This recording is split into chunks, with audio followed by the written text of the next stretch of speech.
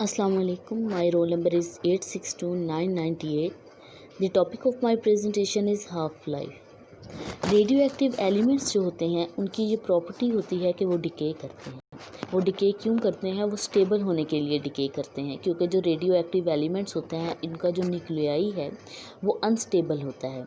वो रेडिएशंस को एमिट करता है, for example alpha beta gamma radiations को एमिट करता है और उसके बाद वो स्टेबल न्यूक्लियाई में चेंज हो जाता है। फॉर एग्जांपल यूरेनियम है, जब वो रेडिएशन को एमिट करने के बाद थोरियम न्यूक्लियस में थोरियम में कन्वर्ट हो जाता है जो एक स्टेबल है।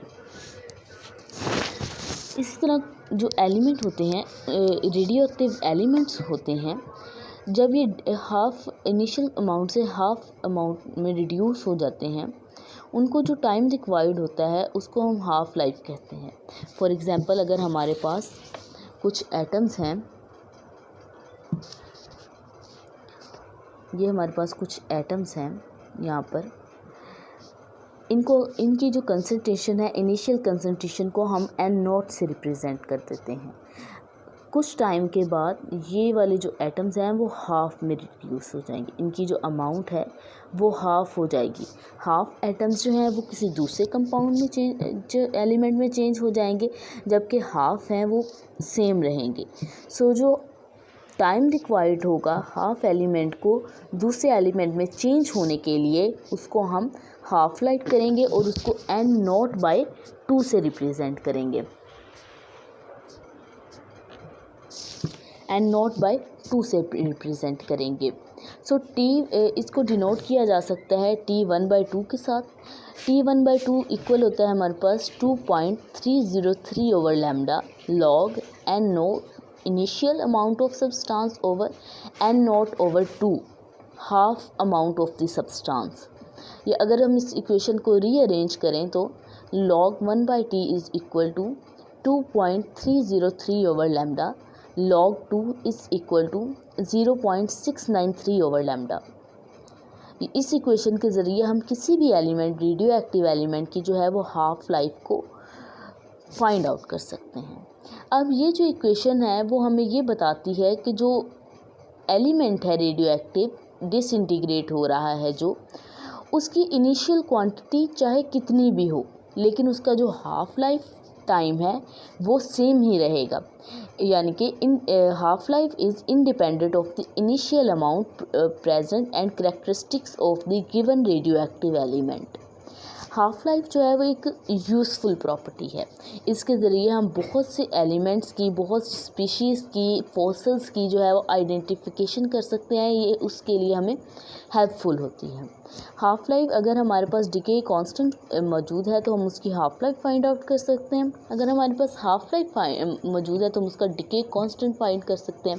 डिके कांस्टेंट को लैब से रिप्रेजेंट करें।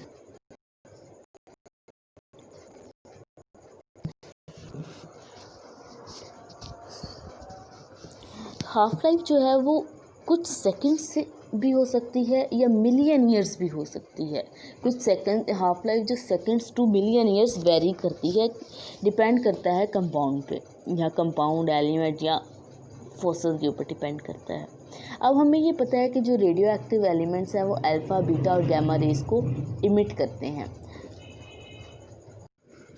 रेडियो एक्टिव डिके जो है वो एक रैंडम प्रोसेस है। हम ये नहीं फाइंड आउट कर सकते ना बता सकते हैं कि किसी भी एलिमेंट में जो रेडियो एक्टिव एलिमेंट है उसमें कौन सा एटम पहले डिके होगा या कौन सा बाद में डिके होगा।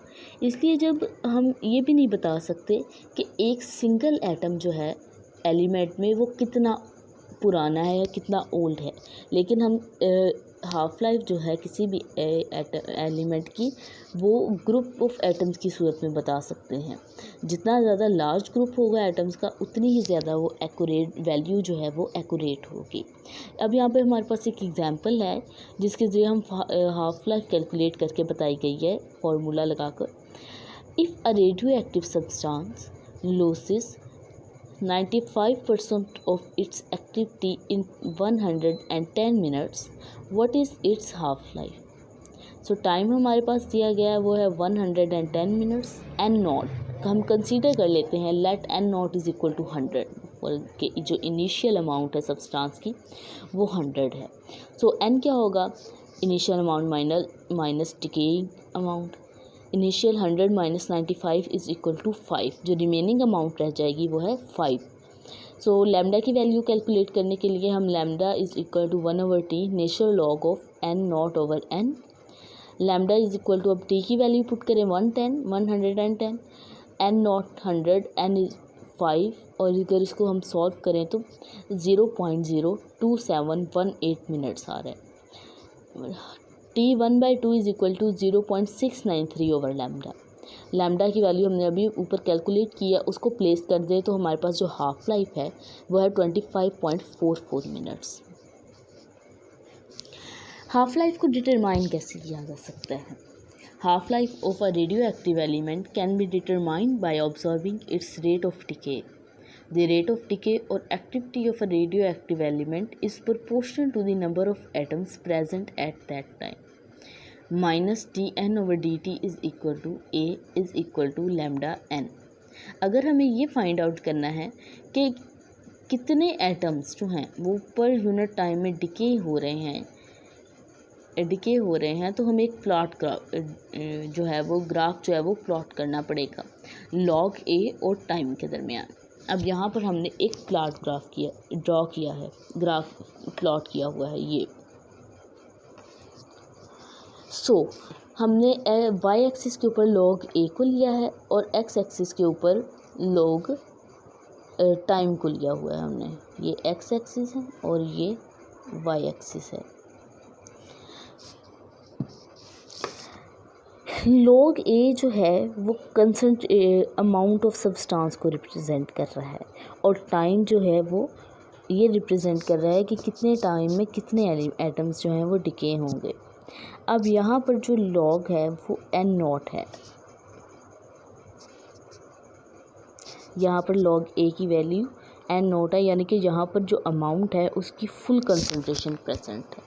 लेकिन और टाइम जो है वो यहाँ पर क्या है, 0। जैसे टाइम पास करेगा हमें पता है कि जो एटम्स हैं वो डिके होना शुरू हो जाएंगे। तो यहाँ पर जो एटम्स की तादाद है यहाँ पर वो हाफ रह जाएगी। ये जो डॉट नज़र आया आपको, यहाँ पर जो एटम्स की तादाद है वो हाफ रह जाएगी। फिर जैसे टाइम और गुजरेगा तो एटम की जो तादाद है यहाँ पे n/2 थी, यहाँ पर फिर n/4 हो जाएगी।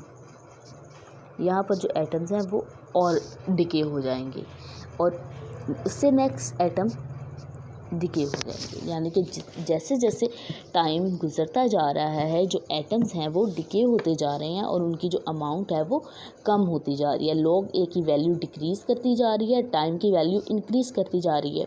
सो यहाँ पर हमें एक स्ट्रेट लाइन स्लोप मिलेगी, क्योंकि हमें पता है कि जो रेडियो एक्टिव एलिमेंट्स जो होते हैं वो मुकम्मल तौर पर डिके नहीं करते। हमें यहाँ पर एक स्ट्रेट लाइन स्लोप मिलेगी जिसकी वैल्यू होगी -0.4343 lambda. According to the decay law 2.303 log n over n not is equal to minus lambda over t. अगर इसको हम रीअरेंज करें, n ओवर n नॉट की जगह a ओवर a नॉट को लिख दें तो a ओवर a नॉट भी इसी चीज़ को रिप्रेजेंट करेगा कि इनिशियल अमाउंट यानी number of decaying atoms per unit time और जो रिमेनिंग एटम्स होंगे वो is equal to minus lambda over t. So 2.303 left hand side पे मल्टीप्लाई हो रहा है तो राइट हैंड साइड पे जाकर माइनस लैम्डा ओवर टी से डिवाइड हो जाएगा। लैम्डा ओवर टी से जब डिवाइड हो जाएगा तो अगर हम यहाँ पे स्लोप की वैल्यू प्लेस करें a over a not is equal to 0.4343 lambda t. Log a is equal to log a not, यहाँ पर जो लॉग a है वो इधर जाकर इधर को चला गया। यहाँ पर अगर हम लिखें डिवाइड, हमें पता है कि लॉग अगर डिवाइड हो रहा है तो वो माइनस होते हैं। Log A minus log A not,